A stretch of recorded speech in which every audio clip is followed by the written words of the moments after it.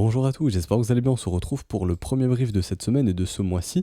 Et en parlant de début de mois, c'est le meilleur moment pour rejoindre l'école via le Patreon. Donc j'ai sorti une vidéo qui explique tout le programme du mois il y a quelques jours, donc c'était samedi normalement de mémoire, où j'explique justement tout ce qu'on va faire ce mois-ci, en tout cas dans les briefs, hein, ce qui va être étudié. Donc si vous n'hésitez pas, je mets la vidéo en description et en commentaire si vous voulez la regarder. Il y a aussi une FAQ qui répond à beaucoup de vos questions. Généralement ça revient beaucoup en commentaire, donc j'ai répondu à toutes ces questions dans la FAQ. Donc c'est aussi en description et en commentaire si vous souhaitez la regarder. Et voilà, je tenais à préciser qu'on est au moment idéal pour rejoindre l'école via le Patreon, donc en tout début de mois. Donc tout est expliqué sur le Patreon, tout ce qui est dans les cours, etc. Tout ce que vous pouvez retrouver dans l'école, aussi dans les vidéos, en description et en commentaire. J'ai update d'ailleurs la petite présentation ici du Patreon. Et j'ai mis à jour en fait ce qui a changé depuis le lancement de l'école. Il y a eu du contenu qui s'est ajouté, donc j'ai ajouté cet ajout de contenu dans le Patreon. Je sais pas si c'est trop clair, enfin j'espère que ce sera clair. Donc voilà, ici n'hésitez pas si vous êtes intéressé ou si vous avez quelques questions, posez-les en commentaire, j'y répondrai. Donc voilà, maintenant je fais le sommaire du brief. Donc on va parler du Bitcoin bien entendu, on est en train d'assister à une cassure ici bullish, on va en parler juste après. On verra si c'est un réel retour haussier ou non, on est en train de faire un petit peu ce qu'on demandait en gros au Bitcoin pour redevenir bullish, donc ça a l'air d'être très très bon signe. On verra ici cette charte potentiellement, on parlera des spreads qui pour le moment peuvent donner un signal très intéressant, on verra ça juste après. On parlera des assets à risque, on verra si on a le temps. J'avais fait une grosse update sur le dollar index et la macroéconomie en général, où j'expliquais un petit peu, comment dirais-je, simplement où Bitcoin pouvait se situer d'un point de vue macroéconomie, comment les capitaux naviguent au sein des marchés, etc. Donc n'hésitez pas à voir le brief de vendredi, ce n'est pas déjà fait, il est très très intéressant de ce point de vue-là. Et le dollar index, on verra cette semaine s'il continue de baisser ou non, ça pourrait être très positif pour le marché crypto. Et on parlera des altcoins bien entendu. Donc Ethereum qui est en train de tout casser ici, est en train de réaccélérer, donc je pense qu'on a récupéré un momentum bullish. Donc voilà, juste ici, donc bon, on verra ça plus tard, hein. On verra ça quand je parlerai d'Ethereum juste après. XRP qui est toujours en train de consolider mais qui reste avec une structure très bullish, il est en train de préparer de nouveaux mouvements de continuation, donc lui il pourrait se remettre à réaccélérer. Et on parlera aussi rapidement de Litecoin, je vais faire une update assez rapide ici. Et on parlera de VeChain ici, donc VET revient énormément en commentaire, donc est-ce qu'on a un sommet de marché ou non, ou ceci, cela. Je vais répondre à toutes vos questions et donc aussi parler de target haussière, hein, parce que pour moi, je vous spoil, il n'y a pas de sommet de marché ici sur VET. On devrait s'attendre à de nouveaux sommets dans quelques jours, quelques semaines. Alors, pour Bitcoin, honnêtement, on est toujours dans la zone de combat ici qu'on avait identifiée en weekly. Donc on attendra résolution. Honnêtement, il n'y a pas plus à dire ici en weekly. Toujours un momentum qui est baissier, donc qui annonce de la consolidation. Consolidation, ça ne veut pas dire que le marché va baisser, ça veut dire deux choses. Quand un marché est haussier, on a deux phases. Dans un marché haussier, nous avons deux phases. Nous avons deux phases qui sont simplement la consolidation et la hausse. Tout simplement, il n'y a pas de dynamique baissière dans un marché haussier, ça n'existe pas. Ok ? Donc le marché, le Bitcoin, tant qu'il restera haussier, il fera deux choses. Il va monter, consolider, monter, consolider, monter, consolider, monter, consolider, ok ? Là, on est dans la phase de la consolidation. Le momentum, justement, permet de prévenir ces phases de consolidation. Donc ici, on a une divergence sur le momentum qui s'est instaurée, qui a été confirmée le 15 mars 2021. Donc le momentum a indiqué qu'on allait avoir de la consolidation pour les prochaines semaines potentiellement. Et le 15 mars 2021, la divergence se confirme et donc on est en train de consolider. Ici depuis très longtemps, depuis grosso modo même le 8 mars 2021, on n'arrive plus à faire de nouveaux sommets, enfin on en a fait un léger ici, mais on n'arrive plus à retrouver un Bitcoin qui reprend beaucoup de valeur et qui retrouve des phases verticales, enfin des phases de marché haussière. Donc ici tout simplement, on le voit, ici on a clairement, pour le moment, toujours un momentum qui annonce de la consolidation, ok ? Même ici, si vous prenez le RSI, donc moi j'utilise MACD, on me demande beaucoup c'est lequel, c'est MACD, mon indicateur de momentum, mais on peut faire la même chose sur le RSI. Le RSI a donné l'information, ici, lui, un peu avant MACD, il l'a donné le 22 février 2021. Donc grosso modo, ici, sur cette bougie rouge, le RSI a donné l'information, attention, on a trouvé un momentum qui est vendeur maintenant, donc simplement un momentum dans les mains des bears, donc des vendeurs ici, donc probablement consolidation ou retracement. Retracement, ça veut dire potentiellement revenir chercher le premier arrêt ou retracer un petit peu, avoir un petit peu de rouge, mais ça ne veut pas dire marché baissier, c'est de la consolidation, vraiment j'insiste là-dessus, c'est pas parce que vous avez un Bitcoin qui a fait une ou deux bougies rouges qu'on est dans un marché baissier, on est toujours haussier, mais on est en train de consolider, ok ? Et donc le momentum, lui, son but, c'est de nous dire deux informations. Est-ce que le mouvement il est fort ou est-ce que le mouvement il perd de sa force? Et donc dans ce cas-là, on va consolider au sein de ce marché haussier. Là, comme je vous l'ai dit, La divergence indiquait vraiment de la consolidation. Et pour le moment, sur du weekly, le momentum, donc sur une échelle hebdomadaire, le momentum indique toujours de la consolidation. Donc ça voudrait dire qu'on pourrait encore consolider tant que le momentum resterait comme ceci, entre guillemets baissier en weekly. Donc on peut faire un nouveau sommet, mais en gros, voilà, faudrait peut-être s'attendre encore à la consolidation pour repartir ensuite. Et comment on pourrait avoir le signal que Bitcoin est prêt à repartir? Bah qu'on reprend un momentum bullish en weekly. Et donc euh, dans ce cas-là, enfin je vais revenir sur ce que j'ai dit juste actuellement, parce que je pense qu'il y a encore des incompréhensions, mais dans ce cas-là, en fait, il faudrait simplement voir soit un momentum qui refait du W, comme ceci, ou idéalement un W de l'autre côté de la trendline. Donc maintenant, ce qu'on attend ici sur le RSI, par exemple, c'est simplement un petit W qui pourrait indiquer que ça y est, on a repris un momentum qui est bullish, et donc on pourrait reprendre un marché tout simplement haussier, c'est-à-dire retrouver nos phases de hausse comme on l'avait ici, où on a par exemple 4 bougies vertes d'affilée, ou ici 10 bougies vertes d'affilée, donc voilà, comme ceci, remonter tranquillement comme ça, et ne plus consolider, être entre guillemets à plat, ok?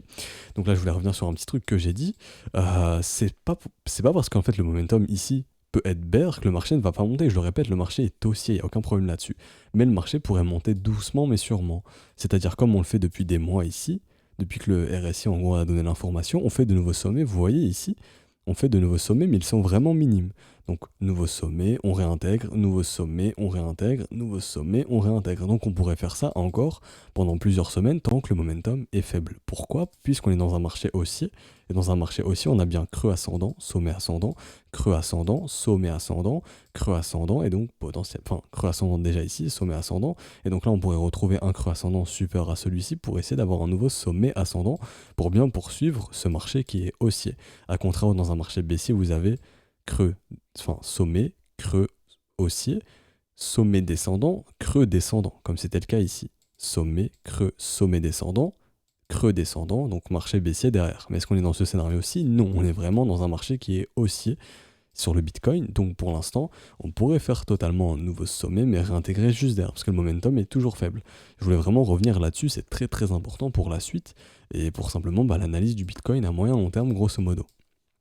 Alors ici en daily, je vais regarder le momentum, on va regarder s'il est bullish ou non en daily. Et donc ça pourrait justement être les premiers signaux qui peuvent nous indiquer qu'on peut reprendre une hausse sereine sur du daily. Là on va regarder, pour ma part ici, je vois toujours un momentum qui est dans les mains des vendeurs pour le coup. Aucun signe de W, potentiel. Ah peut-être je vais regarder si on est venu casser ici le niveau le plus bas. Non, on n'est pas venu le casser, donc potentiellement, ici ça je peux supprimer, ici on peut supprimer la contraction, on l'a eu. On s'en fout maintenant. Donc pour l'instant, en daily, on a toujours un momentum qui est bear, donc consolidation montée lente. Si on vient casser ici, donc là je vais l'indiquer, si on vient casser ce niveau, on aura retrouvé un momentum qui est bullish en daily. Donc si cassure de ce niveau, retour d'un momentum bullish. Donc à ce moment-là, en daily, on pourra retrouver une hausse tranquillement, on pourra reprendre notre hausse tranquillement. Ok, pour l'instant, c'est pas encore le cas, mais ce sera à surveiller par la suite. Donc là, je tiens à aller sur du court terme. Donc quand on vient sur du court terme, on avait vu un petit peu la consolidation autour du premier arrêt. Donc là, on a clairement eu la cassure ici du premier arrêt, le nouveau sommet, la cassure de la trendline, mais rappelez-vous, ce qu'on attend derrière une trendline, c'est une structure qui se montre pour prouver que le momentum est bullish. Donc à ce moment-là, pour qu'on ait en fait une acceptation du prix de l'autre côté de la trendline et qu'on puisse prouver qu'on a réellement un momentum qui est bullish. Que voyez-vous ici? Un petit W qui s'est formé juste ici, donc maintenant on a bien l'information, le momentum est de nouveau bullish ici en 4 heures sur nos concepts de trendline. Donc tout simplement, même ce nouveau sommet ici peut indiquer une dynamique haussière, donc ici on est vraiment en train de retrouver un momentum qui est bullish, ok? Donc ça, je peux supprimer la précédente zone de combat qui a été gagnée par les bulls. Et donc là, je vais aller sur mon indicateur de momentum qui est MACD, qui va m'indiquer le momentum ici. Et donc on va regarder pour MACD, ici, lui, on est toujours ici sur un momentum qui se contracte. Donc ici, je vais noter la contraction. Ça, je peux supprimer. Ici, ça, on s'en fout. Hop, comme ceci. Là, ça a changé. Donc ça, c'était en 1 heure, donc on ira voir ça après en 1 heure. Mais ici, en 4 heures, ça a changé un petit peu, dans le sens où on est en train d'avoir notre petite phase de contraction, donc ce qui annonce un momentum très fort à venir sur le Bitcoin dans les prochaines heures ou prochains jours. Vu que là, on est sur du 4 heures, ça pourrait être dans 1, 2, voire 3 jours maximum. Attendez-vous à un mouvement assez brutal. Et d'un point de vue order flow, j'y reviendrai après, même ici, de ce qu'on a des informations ici, ça pourrait potentiellement être un mouvement haussier. Donc un mouvement aussi assez fort. J'y reviendrai ici d'un point de vue order flow. En tout cas, techniquement, on arrive dans la zone de rechargement de short, donc c'est une zone dans laquelle il faudra faire très très attention. Ça, c'est une zone qui peut faire résistance, ok, où les vendeurs vont essayer de se remontrer pour défendre le sommet, tout simplement. On verra s'il y a de la structure qui commence à s'instaurer comme si du M dans celle-ci, on se dira, ok, le marché a besoin de retracer et de souffler un petit peu. A contrario, si les vendeurs n'arrivent pas à se montrer, qu'au contraire, on voit du W comme ça se former ici, on se dira, les boules sont en train de défoncer les vendeurs, les acheteurs défoncent les vendeurs, et à ce moment-là, on ira poursuivre plus haut. Et donc, en cas de sommet, en cas de nouveau sommet, tout simplement, on pourrait s'attendre à venir chercher au minimum les 67 000 dollars, ensuite les 69 000 et ensuite entre les 75 000 et 80 000 dollars, 82 000 dollars. Je ne prends pas cette target ici, on pourrait la prendre, mais ce qui va plus m'intéresser ici, c'est les 168 et 200%. Donc entre les 75 000 et 80 000 dollars juste ici. Je le répète, vu qu'on est toujours dans un momentum qui est baissier en weekly, on pourrait avoir une montée lente et donc faire juste un petit nouveau sommet avant de réintégrer. Et donc dans ce cas-là, la target à privilégier, ce serait les 67 000 dollars avant potentiellement de réintégrer comme ça, consolider pour remonter derrière par la suite, monter doucement mais sûrement, puisqu'on a un momentum qui reste quand même baissier, il faut faire attention à tout ça. Ça ne veut pas dire que le marché va baissier, momentum baissier ne veut pas dire marché baissier. Dans un marché haussier, momentum baissier veut dire consolidation. J'espère que c'est assez clair tout ça, mais bon, regardez le brief une deuxième fois, ça pourrait vous aider je pense. Donc ici j'ai fini vraiment l'update pour Bitcoin. Techniquement pour moi c'est complètement bullish ce qui se passe ici, en tout cas la dynamique de prix ici est complètement bullish. Faudra juste faire attention dans la zone de rechargement de short, hein. Si les vendeurs se remontrent, on verra ça au cours des prochaines heures et donc au cours des prochains briefs. Ici d'un point de vue order flow, il faut savoir que le sentiment vraiment s'est extrêmement calmé, on n'a plus un sentiment qui était aussi bullish comparé à ce qu'on avait ici, donc c'est très très bon signe. Et ici on est en train de voir aussi que les gens ne sont pas en train de se ruer sur le levier, l'intérêt diminue même. Donc l'intérêt n'augmente même pas avec cette cassure, donc les gens ne sont pas en train d'acheter massivement, c'est très très bon signe, se dire que sur les contrats dérivés, les capitaux ne vont pas, les liquidités ne vont pas s'accumuler plus bas, mais au contraire, elles peuvent s'accumuler plus haut. Et de ce qu'on a vu, c'est qu'il y a eu beaucoup de vendeurs, il y a eu beaucoup de shorters sur ce mouvement baissier. Il y a eu beaucoup de shorters sur ce mouvement baissier également.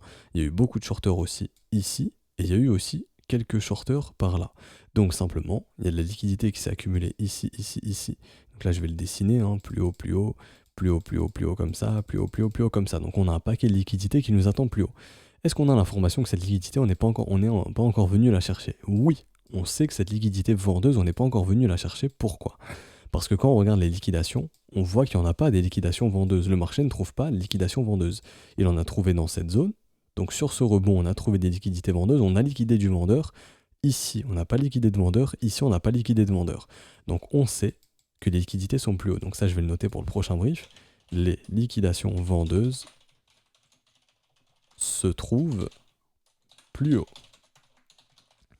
Tout simplement. Et donc, avec un petit indicateur maison qu'on a au sein de l'école, justement, on a essayé de calculer un petit peu ça. Et grosso modo, de ce qu'on avait, ça se trouvait proche des 65 000 dollars, donc vraiment plus haut. Donc si on veut liquider les vendeurs, on pourrait se diriger vers ces objectifs. Ici, j'ai un autre outil qui me permet un petit peu de me montrer. Il y a un petit peu de liquidité dans les 60 000 dollars. Ici, 60 300, 59 700. Il y a un petit peu ici au niveau des 59 200. Malheureusement, j'ai pas plus d'infos que ça. Je vais juste passer en tier 2 pour retrouver un peu plus de liquidité potentiellement.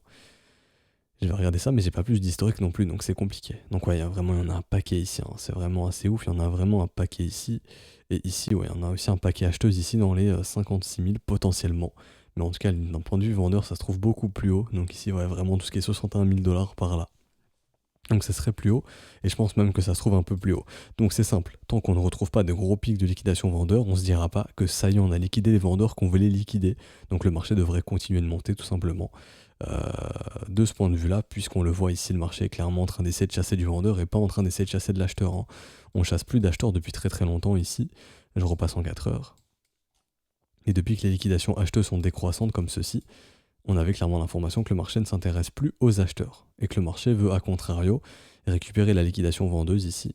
Hop, c'était croissant ici, donc liquidation vendeuse croissante, ça revient décroissant, donc on sait que sur cette phase, ça je vais le noter ici, on ne trouve pas de vendeur à liquider ici. On ne trouve pas de vendeur à liquider.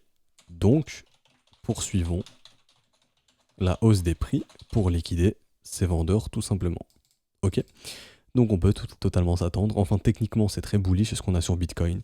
Le W de l'autre côté de la trendline, la dynamique haussière, la contraction du momentum qui pourrait amener une contraction haussière, une résolution haussière, donc à une explosion des prix à la hausse, en tout cas un squeeze haussier. et donc venir chercher cette liquidité vendeuse, hein, enfin cette liquidation vendeuse, donc cette liquidité, et d'un point de vue momentum, on a un momentum qui est bullish ici en 1 heure. Alors, est-ce qu'ici c'est un réel W ou non? Oui, donc déjà W ici, et en plus nouveau W juste derrière, enfin ici avec la cassure. Donc on a un momentum qui est clairement bullish en 1 heure, qui indique simplement poursuivons la hausse. Donc de mon point de vue, la contraction qu'on a actuellement serait une contraction, une résolution haussière, pour justement avoir un gros squeeze. Donc un squeeze, c'est un gros mouvement qui viendra liquider les vendeurs juste derrière, donc pour trouver les liquidités vendeuses qui doivent se trouver plus haut. Et donc où est-ce qu'elles peuvent se trouver, ça aussi je vais l'indiquer. Potentiellement aussi on a un paquet de liquidités au-dessus des précédents sommets, puisque ce sont des zones de stop tout simplement ici. Donc au-dessus des 62 600, ensuite au-dessus de ces niveaux, au-dessus des 63 900, et donc le sommet au-dessus des 64 900. Donc simplement les liquidités se trouvent potentiellement massivement ici, hein. Donc au-dessus des 62 600 tout simplement, donc on pourrait poursuivre tranquillement vers ces niveaux de prix. J'ai fini pour l'update du Bitcoin, je vais rapidement aller sur les spreads ici. Alors d'un point de vue spreads, on attend de voir si ce W peut se former, si c'est le cas, si ce gros W ici se forme, hein. Donc tac, tac, tac, comme ceci, si on vient casser ici, on aura l'information que la demande est de retour, et donc à ce moment-là, on pourrait avoir une accélération du prix, ce serait très très bon signe. Même chose sur Ether, et ici on revoit du M sur le spread USDT-USD, tout simplement ici avec les nouveaux M qui se dessinent, donc ça je vais le dessiner. Quelle information avons-nous? Les capitaux quittent le Tether pour aller dans le Bitcoin et dans les altcoins. Donc c'est bullish. Tant qu'on vient pas chercher des extrêmes, c'est bullish. Ok. Quand je dis extrême, en gros, grosso modo, c'est vraiment des spreads comme ça, quoi. Extrême ici, ou ici, qui généralement annoncent du FOMO. Et donc dans ce cas-là, généralement, quand le marché est dans une phase FOMO, on a le retracement derrière. Pour l'instant, on n'est pas dans une phase, enfin, c'est plus quand c'est plus bas, du coup, ici, sur des niveaux plus bas, ici ou ici ou ici. On est très très loin des phases FOMO, entre guillemets, où on a vraiment un gros décalage entre le dollar et le Tether.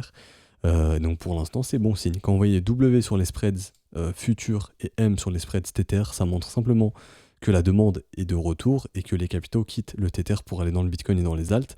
Donc on a justement une demande qui est forte côté spot, et donc si la demande est supérieure à l'offre côté spot, le marché est tout naturellement amené à monter. On peut avoir des bougies rouges pour sortir les acheteurs qui rentrent trop agressivement sur les contrats dérivés, mais quoi qu'il en soit, le marché continuera de monter puisque la demande est très forte. Ok. Donc la demande est supérieure à l'offre, ce qui permet de pousser les prix plus haut. Donc ici c'est très bullish de voir justement du M se montrer sur les spreads Tether. Ok. Alors ça, je vais pas venir dessus aujourd'hui, je vais directement finir ce brief et aller sur les altcoins. Alors, d'un point de vue Ethereum, on est en train de se diriger vers notre target de continuation, donc le petit trade de continuation qu'on avait vu avec l'entrée ici à 2300$ et la prise de profit à 3214$. On est tout proche d'y arriver, hein. Donc potentiellement que le marché va venir chercher cette target et donc donner un gain à ce trade de continuation juste ici. D'un point de vue momentum, on avait une petite consolidation ici. Le marché annonce de la consolidation. Rappelez-vous, tant que William est dans un état d'enfoncement, généralement, ces divergences s'accumulent ou se font avaler. Donc ici, elle s'est fait avaler suite à ce W. Donc là, on a retrouvé un momentum qui est totalement bullish ici en 4 heures. Donc ça, je vais le noter. Je mets la mise à jour ici. Donc momentum bullish de retour. Donc c'est bon signe, on peut reprendre la hausse, enfin on peut accélérer la hausse sans problème, et c'est ce qu'on est en train de faire actuellement avec ces deux bougies d'accélération ici. Ok. Donc Ethereum est très très bullish, William en état d'enfoncement, ça annonce un mouvement qui est très fort, qui est très soutenu. Tant que William reste dans cet état d'enfoncement, on s'attendra justement à une poursuite de ce mouvement haussier, et justement un mouvement très fort ici sur Ethereum sur du court terme. Je vais aller en daily ici, pareil on a un momentum qui est complètement bullish ici, il n'y a aucun problème depuis tous ces W. Donc momentum complètement bullish, on peut prendre de la valeur sans problème sur Ethereum. Et en plus de ça, donc ça d'ailleurs je peux le mettre à jour, BTC lui n'est plus dans une dynamique baissière. Donc ça je peux supprimer, hop. Donc en tout cas sur du court terme, enfin même à long terme, on est dans une dynamique haussière, donc ça je peux supprimer. Juste Ethereum, il y a un momentum qui est fort sur du daily, même du weekly. Lui, Bitcoin, c'est quoi qu'en weekly, est-ce que c'est un momentum faible ou pas? Non, ça ne s'est pas confirmé la divergence. Donc Ethereum, un momentum qui est toujours fort en daily, weekly. Donc c'est pour ça que Ethereum surperforme Bitcoin actuellement. Et donc je vais aller sur la charte Ethereum BTC. C'est pour ça que Ethereum BTC monte. On le voit ici, Ethereum BTC est bullish. Donc l'information qu'on a aussi, c'est qu'Ethereum prend plus de valeur que le Bitcoin à l'heure actuelle. On le voit, hein, Ethereum a déjà fait un nouveau sommet, Bitcoin n'a pas réussi encore. Et donc Ethereum, Bitcoin devrait se diriger assez rapidement vers les 0,069, le premier arrêt tout simplement. Et il y a un creux dans la value ici qui va demander travail tout simplement.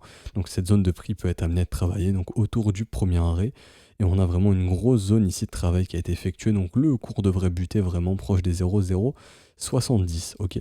Donc Ethereum devrait continuer de prendre plus de valeur que Bitcoin au cours des prochains jours.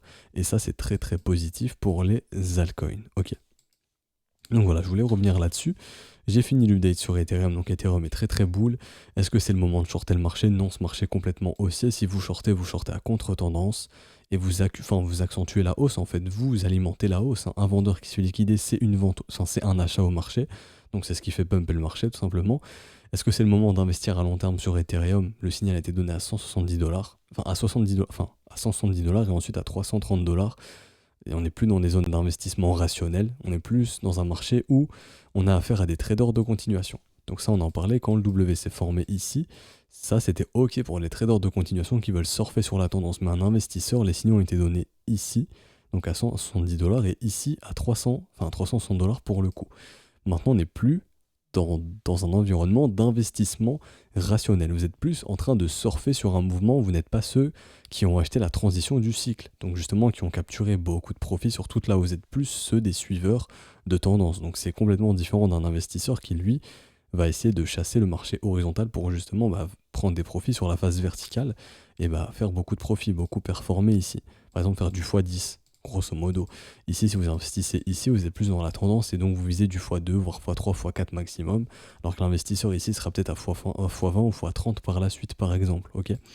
C'était juste pour aussi clarifier cette chose. Mais bon, Ethereum est toujours bullish, donc si vous voulez investir sur Ethereum, sachez que vous investissez dans un asset qui est bullish encore à long terme, il n'y a pas de souci là-dessus. XRP. Alors lui est toujours en train de consolider, enfin il a consolidé, mouvement de continuation comme on l'avait vu. Ensuite là on est en train de repartir sur de la continuation. Hein. Donc XRP je m'attends tout simplement à une poursuite de ce mouvement de continuation. Tout simplement, donc on va targeter les objectifs ici. Alors on va regarder ça sur du court terme, AB ici, comme ceci, on prend, hop, comme ceci, je retire. Ici non, je voulais pas faire ça, my bad, je voulais faire ça, je clone, et on regarde les niveaux d'objectifs ici qui pourraient nous ramener sur XRP proche des 2 $ quasiment, donc les 1,91 $. Est-ce qu'on est en train de voir du M dans cette zone de rechargement de short? Non, à contrario, on voit du W, donc les acheteurs sont en train de contrôler cette zone de rechargement de short. Je prends souvent cette métaphore ou cette comparaison. C'est comme si vous faisiez, vous faisiez un match de basket. Vous étiez basketteur, vous faites une équipe de basket, vous jouez contre des footballeurs et vous perdiez contre des footballeurs au basket alors que vous êtes une équipe de basketteurs de base. Vous vous faites écraser sur votre propre terrain, là c'est la même chose. Les vendeurs se font écraser sur leur propre terrain, puisqu'on voit du W en zone de rechargement de short, dans une zone de rechargement de short, si les vendeurs sont vraiment présents, on est censé voir du M et pas du W. Donc on a l'information ici que XRP vraiment défonce les vendeurs, enfin les bulls défoncent les vendeurs, et donc on pourrait probablement voir une poursuite du prix haussier.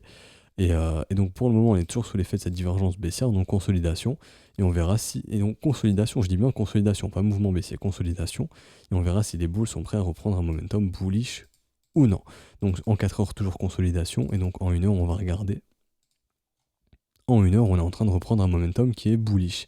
Donc on pourrait avoir une poursuite du prix ici en 1 heure, et donc se diriger tranquillement vers les 1,80 $ dans un premier temps, et donc les 1,91 $, pourquoi pas. Je le répète aussi, à long terme, XRP est totalement bullish, donc on pourrait s'attendre à un nouveau sommet de marché au cours des prochaines semaines pour XRP. Et donc je vais finir ce brief avec VET ici.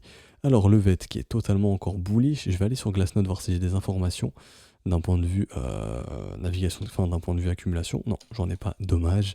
Donc c'est pas grave, hein. Mais bon, techniquement, est-ce que VET est toujours bullish? Oui. Quelle structure avez-vous vu ici? Alors, ici je reviens, quelle structure avons-nous ici? Du W. Quelle énorme structure avons-nous ici? Du W. C'est signe de quoi? D'une dynamique haussière. Donc tous les mouvements baissiers sont simplement des mouvements de retracement, des shake-out, des mouvements qui permettent de secouer pour refaire de nouveaux sommets, comme on l'a fait ici. On secoue, on avale, on fait un nouveau sommet, ok? Ici, on secoue, probablement d'ailleurs on fait un nouveau sommet, pourquoi? Puisque la dynamique est toujours haussière. Donc maintenant, techniquement, on y voit quoi? On y voit une zone de combat entre ici et ici. Donc ici, boule, ok, si les boules viennent casser L6, ils ont gagné. Et ici, bear, donc là elle est vraiment géante, c'est très très volatile, mais ça c'est la grosse zone de combat. Maintenant, est-ce que le premier arrêt a cédé? Non. Rappelez-vous, tant que le premier arrêt ne casse pas, nous sommes dans un piège baissier, ça je vais le noter. Tant que le premier arrêt, et je vais vous mettre entre parenthèses le ratio, on me demande souvent c'est quoi, je vous le mets, donc c'est 0,382, ne cède pas, nous sommes dans un nous sommes dans un bear trap, donc dans un piège baissier. Et donc objectif, faire un nouveau sommet, ok. Et donc pour moi VET ici est clairement bullish, il n'y a aucun problème. D'un point de vue momentum, on a un momentum qui est complètement bullish en weekly, donc on s'attend toujours à de la hausse. En daily, pour moi de même, ici il n'y a aucune structure baissière sur le momentum, enfin un gros M qui montre qu'on a eu divergence, etc. ou autre. Donc pour ma part, pareil, ici c'était juste un check-out, retracement du premier arrêt. S'il y a du W ici en daily qui se montre, attendez-vous à la continuation, et donc on va calculer justement ces targets de continuation. Donc ici on prend le bottom, je vais repasser en weekly. On prend le bottom ici, et on regarde, on prend tout le mouvement. Donc on peut prendre, moi personnellement je vais plus le prendre ici. Je prends ici la target, on va cloner comme ceci, qui nous ramènerait donc sur les ici, les grosso modo 40 centimes. Donc, vous voyez, il y a encore du potentiel haussier. Et je vais utiliser notre méthode qui est aussi la garage zone ici. On va regarder où est-ce que ça pourrait nous ramener entre les 37 centimes et les 43 centimes. Et si vous voulez d'autres objectifs pour trouver des confluences, donc des outils qui se retrouvent sur des zones de prix similaires, on a celui-ci, donc là je vais prendre le bottom pour le coup. Je vais prendre le top, non, je vais plus prendre comme j'ai fait ici pour le AB égale CD. Donc le bottom ici, je prends le top ici, je prends ici donc la même target ici 40 centimes, la target AB égale CD, et donc ensuite 47 centimes, 56 centimes, et ensuite 67 centimes, et donc 80 centimes aussi. Mais personnellement les objectifs qui m'intéressent le plus sont ici, donc 40 centimes ici, ensuite ici les 47, et ici les 56 centimes. Surtout les 56 centimes, je l'entoure 2 fois. Donc pour moi, VET est toujours bullish et donc on devrait se diriger vers ces objectifs de prix au cours des prochaines semaines, tout simplement, puisque VET est toujours bullish et qu'on a un marché dans lequel les capitaux continuent d'entrer, donc ça pourrait aussi alimenter la hausse de VeChain, tout simplement. Donc VET est toujours bull. Si vous êtes investisseur, continuez de holder puisque vous pourrez vendre probablement plus cher par la suite, 40, 47, 56 centimes potentiellement. Et je dis bien prendre des profits, ne pas vendre totalement, bien entendu, ok. Simplement prendre des profits, un petit peu de profit sur un marché vertical, c'est le comportement qu'on est censé adopter. Donc j'espère que ça vous aura plu, ce brief. Si c'est le cas, n'hésitez pas à laisser un petit pouce bleu, à vous abonner si ce n'est pas déjà fait, à nous rejoindre sur Discord, le lien est en description dans les commentaires. Je le répète, c'est encore le meilleur moment pour rejoindre l'école via le Patreon, on est en tout début de mois, donc n'hésitez pas, le lien du Patreon est en description et en commentaire aussi. Tout est expliqué sur le Patreon si vous souhaitez avoir toutes les informations de l'école, vidéo de présentation et FAQ aussi en commentaire si vous souhaitez en savoir un peu plus. Je vous souhaite un excellent début de semaine, on se retrouvera donc demain. Ciao ciao.